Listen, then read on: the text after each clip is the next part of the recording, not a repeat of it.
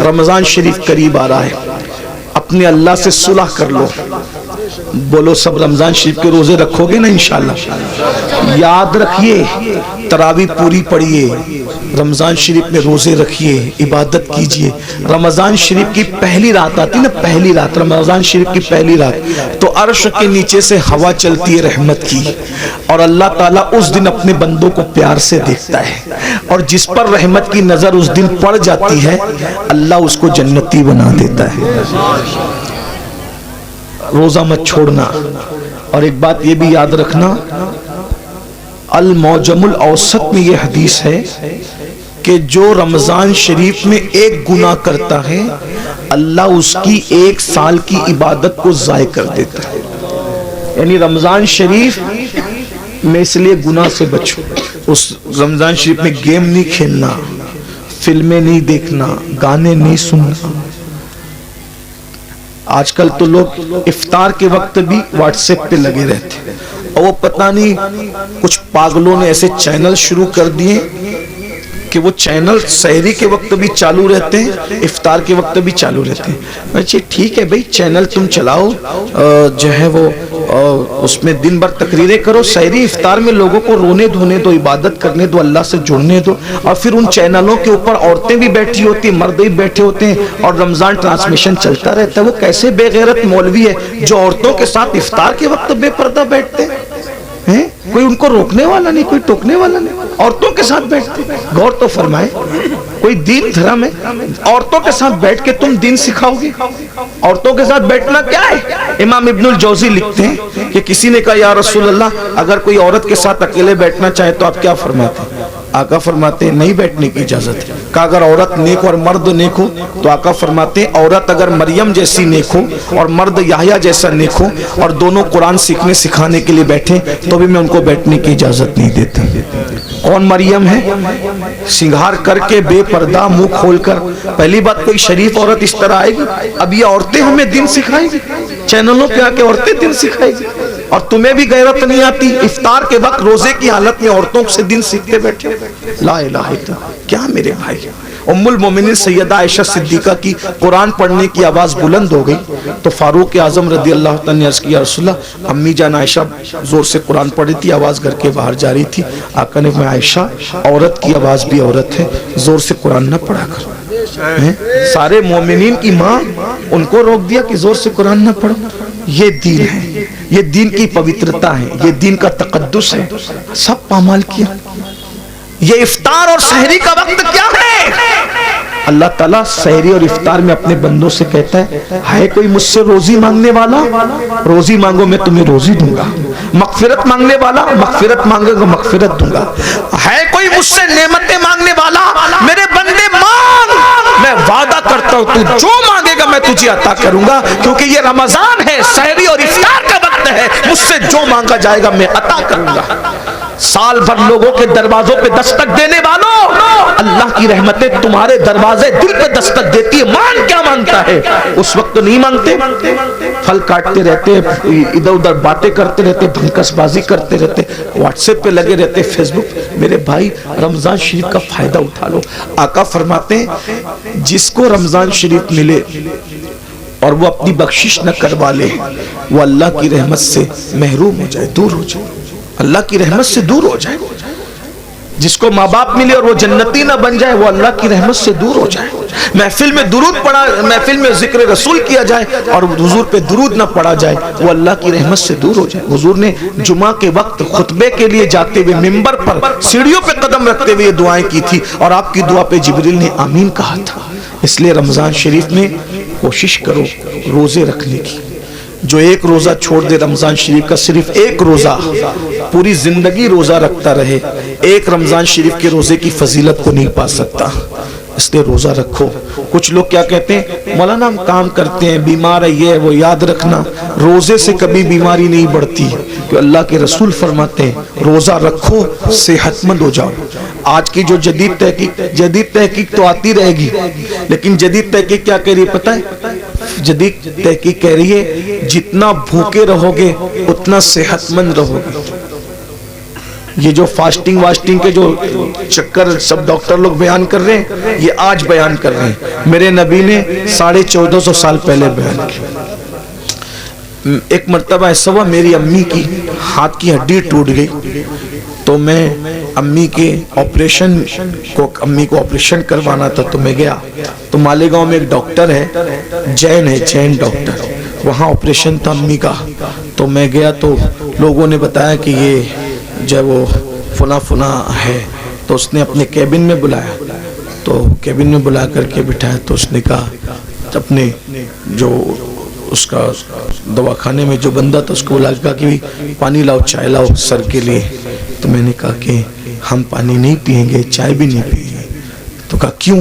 تو مجھے ایسا لگا کہ یہ جین ہے، اگر میں اس کو نہیں بتاؤں گا تو یہ کہیں بدگمان نہ ہو جائے، اسلام سے بدزن نہ ہو جائے کہ یار دیکھو یہ مسلمان لوگ ہماری چائے بھی نہیں پیتے، تو میں نے کہا میں چائے اس لیے نہیں پیوں گا، میں روزے سے ہوں۔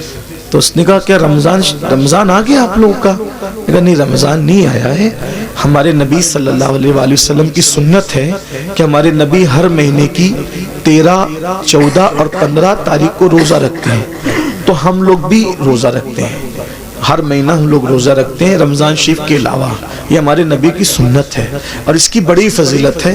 ہمارے نبی صلی اللہ علیہ وآلہ وسلم نے فرمایا کہ یہ جو روزے رکھتا ہے 3 روزے، تو اس کو پورا مہینہ روزہ رکھنے کا ثواب ملتا ہے، یعنی اگر جو مہینے میں 3 روزے رکھ لے، 13، 14، 15، اس کو ایام 20 کہتے ہیں، تو اگر 3 روزے رکھ لے تو پورا مہینہ وہ روزے دار شمار ہوگا، تو اس طرح ہم لوگ جو وہ 3 روزے رکھ کر پورا مہینہ ثواب کمانے کی لالچ میں روزہ رکھ لیتے ہیں۔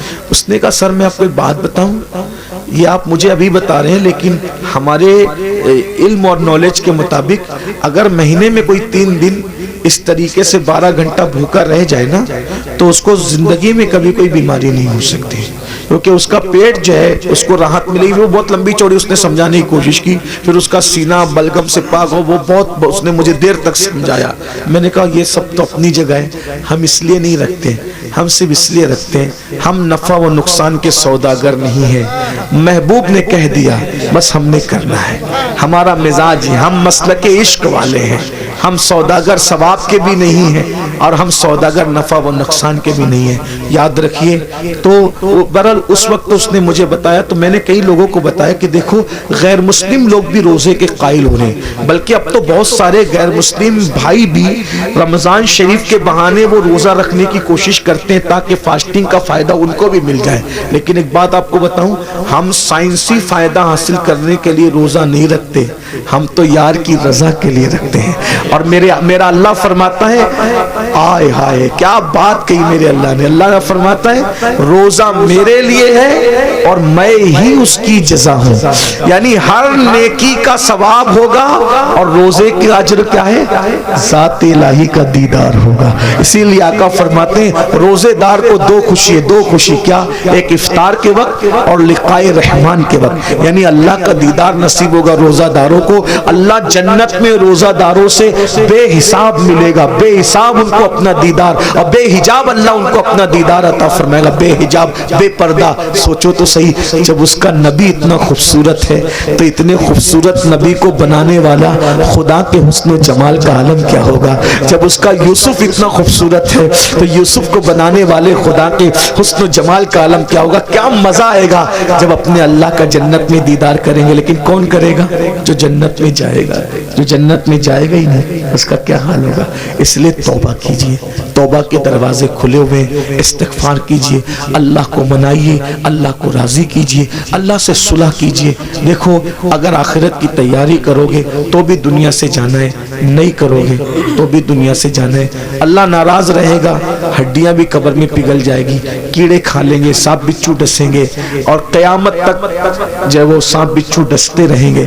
اور اگر اللہ کو راضی کر لیا کفن بھی میلا نہیں ہوگا انشاءاللہ، کفن بھی میں اللہ کو راضی کر لو، روزے رکھو، فرائض واجبات پر عمل کرو، آج سے پہلے جو ہوا اس سے توبہ کر لو۔ اللہ تعالیٰ ہم سب کو توفیق عطا فرمائے۔ ہم سب توبہ کرتے ہیں سب مل کے، زندگی بدلے گی انشاءاللہ۔ پہلا کام کیا کرنا ہے ابھی سے؟ نماز شروع کرنا ہے، کل سے نہیں، آج سے نہیں، ابھی سے۔ اور ابھی سے کیا؟ جب انیس المشائخ کا خطاب ہوگا اس کے بعد دعا ہوگی، تو جن کی عشاء باقی ہے وہ پہلے گھر جا کے عشاء پڑھیں گے، اور سنی سے العقیدہ امام کے پیچھے جماعت کے ساتھ نماز شروع کریں گے فجر سے۔ عشاء بھی پڑھو، فجر بھی پڑھو، اللہ سے دعا کرو، اللہ پاک آنے کی نیت کرنا میرا کام ہے، اپنے کرم سے بلانا تیرے کرم پر ہے۔ دیکھو وہ ضرور بلائے گا، نیت کرو، سچی نیت کرو۔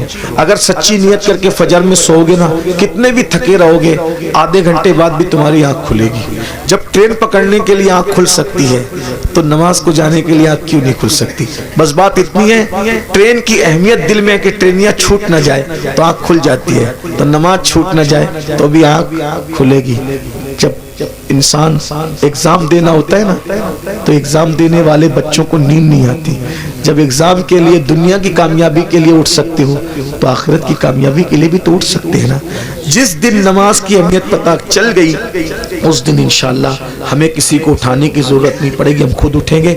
آئیے سب مل کر، سادات کرام، علماء کرام، ہمارے انس میاں صاحب کی بلا اور بھی سادات علماء موجود ہیں، بڑے بڑے علماء موجود ہیں، ان سب کی موجودگی میں ہم سب مل کے اللہ کی بارگاہ میں توبہ کرنے پڑیے۔ استغفر اللہ، دل سے پڑھیں اس کی طرح بنی اسرائیل کے جو شخص نے ندامت کے ساتھ توبہ کی اس کی طرح پڑھیے۔ استغفر اللہ، استغفر اللہ ربی من کل ذنب واتوب الیہ، لا الہ الا اللہ محمد الرسول اللہ۔ آپ نے توبہ کی، حضور کے قول کے مطابق ہمارا ایمان ہے، جو توبہ کر کے کلمہ پڑھتا ہے وہ گناہوں سے ایسے پاک ہو جاتا ہے جیسے ابھی ماں کے پیٹ سے پیدا ہوا۔ اب آپ کے سب کے گناہ معاف ہو گئے، آپ نئی زندگی کا آغاز کریں۔ کون کون اللہ کی رضا کے لیے وعدہ کرتا ہے آج سے نماز پڑھوں گا؟ ہاتھ اٹھا کے ذرا اللہ کو بتائیں، اس کے فرشتوں کو بتائیں۔ سبحان اللہ، اٹھائیں تھوڑی دیر اٹھا کے رکھیں، یہ بزرگوں کو، علماء کو، اللہ والوں کو گواہ بنائیں۔ ماشاءاللہ پڑھیں گے نا انشاءاللہ اللہ تعالیٰ۔ یا اللہ، ہاتھ اٹھانا ان کا کام ہے، ان اٹھے ہوئے ہاتھوں کی لاج رکھنا تیرے کرم پر ہے مولا، سب کو نمازی بنا دے۔ السلام